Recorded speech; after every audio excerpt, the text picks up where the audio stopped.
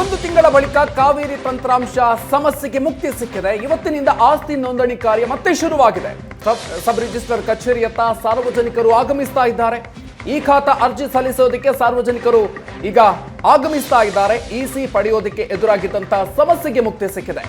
So Chamarajpet sub register ಕಚೇರಿ ಕೂಡ open ಆಗಿದೆ. ಅಲ್ಲೂ ಕೂಡ ಸಾಕಷ್ಟು ಸಂಖ್ಯೆಯಲ್ಲಿ ಜನರು ಆಗಮಿಸಿ ಆಸ್ತಿ ನೋಂದಣಿಯನ್ನ ಮಾಡ್ತಾ ಇದ್ದಾರೆ. ಈ ಖಾತಾಗೆ ಅರ್ಜಿ ಸಲ್ಲಿಸೋದಕ್ಕೆ ಸಾಕಷ್ಟು ಸಂಖ್ಯೆಯಲ್ಲಿ ಜನರು ಕೂಡ ಆಗಮಿಸಿದ್ದಾರೆ.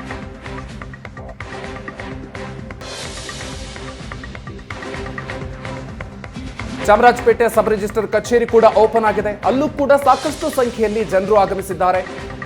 ಸಬ್ ರಿಜಿಸ್ಟರ್ ಕಚೇರಿಯತ್ತ ಸಾರ್ವಜನಿಕರ ದಂಡೆ ಆಗಮಿಸ್ತಾ ಇದೆ. ಒಂದು ತಿಂಗಳಿನಿಂದ ಸಾಕಷ್ಟು ಸಮಸ್ಯೆ ಆಗಿತ್ತು ರಿಜಿಸ್ಟ್ರೇಷನ್ಗೆ ಸಂಬಂಧಪಟ್ಟಂತೆ.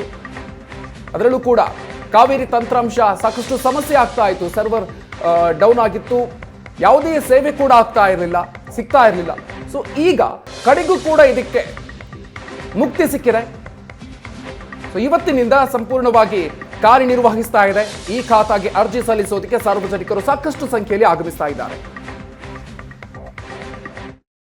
ಕಾವೇರಿ ತಂತ್ರಾಂಶದ ದೋಷದಿಂದಾಗಿ ಸಾರ್ವಜನಿಕರ ಪರದಾಟ ಹೆಚ್ಚಾಗಿತ್ತು. ಒಂದು ತಿಂಗಳಿಂದಲೂ ಕೂಡ ಇಸಿ ಪಡೆಯೋದಕ್ಕಾಗಿರ್ಬೋದು, ಹಾಗೆಯೇ ನೋಂದಣಿಯನ್ನ ಮಾಡಿಸ್ಕೊಳ್ಳಿಕ್ಕೆ ಸಾಕಷ್ಟು ಪರದಾಡ್ತಾ ಇದ್ರು ಜನರು ಅಂತಾನೆ ಹೇಳ್ಬೋದು. ಇದೀಗ ಆಸ್ತಿ ನೋಂದಣಿಗೋಸ್ಕರ ಒಂದು ತಿಂಗಳಿಂದ ಪರದಾಡ್ತಿದ್ದಂತಹ ಸಾರ್ವಜನಿಕರಿಗೆ ಕೊಂಚ ರಿಲೀಫ್ ಸಿಕ್ಕಿದೆ. ಇವತ್ತು ಕಾವೇರಿ ತಂತ್ರಾಂಶದಲ್ಲಿರುವಂತಹ ಎಲ್ಲ ಲೋಪದೋಷಗಳನ್ನು ಸಂಪೂರ್ಣಗೊಳಿಸಲಾಗಿದೆ. ಜೊತೆಗೆ ಕಾವೇರಿ ತಂತ್ರಾಂಶ ಚೆನ್ನಾಗಿ ವರ್ಕ್ ಆಗ್ತಾ ಇದೆ ಕೂಡ. ಹಾಗಾಗಿ ಇಸಿ ಸಿಗುವ ನಿಟ್ಟಿನಲ್ಲಿ ಹಾಗೆ ಸಬ್ ರಿಜಿಸ್ಟರ್ ಕಚೇರಿಗಳಲ್ಲಿ ನೋಂದಣಿ ಕೂಡ ಆಗ್ತಾ ಇರ್ತಕ್ಕಂಥದ್ದು ಈಸಿಯಾಗಿ ನೋಂದಣಿ ಆಗ್ತಾ ಇದೆ. ಹಾಗಾಗಿ ಸಾರ್ವಜನಿಕರು ಇವತ್ತು ತಮ್ಮ ಆಸ್ತಿಗಳ ನೋಂದಣಿ ವಿಚಾರವಾಗಿ, ಪರಭಾರೆ ವಿಚಾರವಾಗಿ ಸಾಕಷ್ಟು ಜನ ನೋಂದಣಿ ಕಚೇರಿಗಳ ಹತ್ರ, ಸಬ್ ರಿಜಿಸ್ಟರ್ ಆಫೀಸ್ಗಳ ಹತ್ರ ಧಾವಿಸಿರ್ತಕ್ಕಂಥದ್ದು. ಹಾಗಾಗಿ ಬೆಳ್ಳಂಬೆಳಗ್ಗೆನೆ ಸಾಕಷ್ಟು ಜನಸಂಖ್ಯೆ ಕೂಡ ಹೆಚ್ಚಿದೆ. ಯಾವುದೇ ತೊಂದರೆ ಇಲ್ಲದಂಗೆ ಈಗ ಸಾಕಷ್ಟು ಜನರ ಒಂದು ನೋಂದಣಿ ಕಾರ್ಯ ಕೂಡ ನಡೀತಾ ಇರ್ತಕ್ಕಂಥದ್ದು. ರಿಜಿಸ್ಟ್ರೇಷನ್ ಕಾರ್ಯಗಳು, ಪರಭಾರೆ ಕಾರ್ಯಗಳನ್ನ ಮಾಡ್ತಾ ಇರ್ತಕ್ಕಂಥದ್ದನ್ನ ನಾವು ನೋಡ್ತಾ ಇದ್ದೀವಿ. ಸೊ ಆಸ್ತಿ ನೋಂದಣಿಯನ್ನು ಮಾಡುವ ವಿಚಾರವಾಗಿ ಸಾಕಷ್ಟು ಪರದಾಟವನ್ನು ಸಾರ್ವಜನಿಕರು ಅನುಭವಿಸ್ತಾ ಇದ್ರು. ಕಾರಣ ಕಾವೇರಿ ತಂತ್ರಾಂಶ ಏನು ಟೆಕ್ನಿಕಲಿ ಏನೆಲ್ಲ ಸಮಸ್ಯೆಗಳಿತ್ತು, ಆ ಸಮಸ್ಯೆಗಳಿಂದಾಗಿ ಇಸಿ ಸಿಗ್ತಾ ಇರಲಿಲ್ಲ ಜನಕ್ಕೆ ಈಸಿಯಾಗಿ.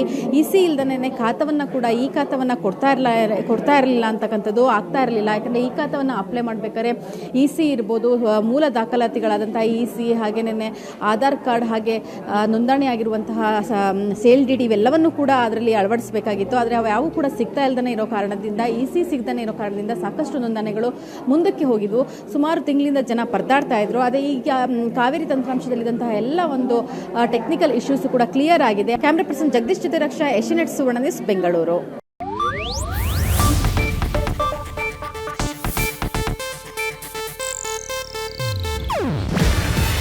ಇದು ಏಷ್ಯಾನೆಟ್ ನ್ಯೂಸ್ ನೆಟ್ವರ್ಕ್ ಪ್ರಸ್ತುತಿ.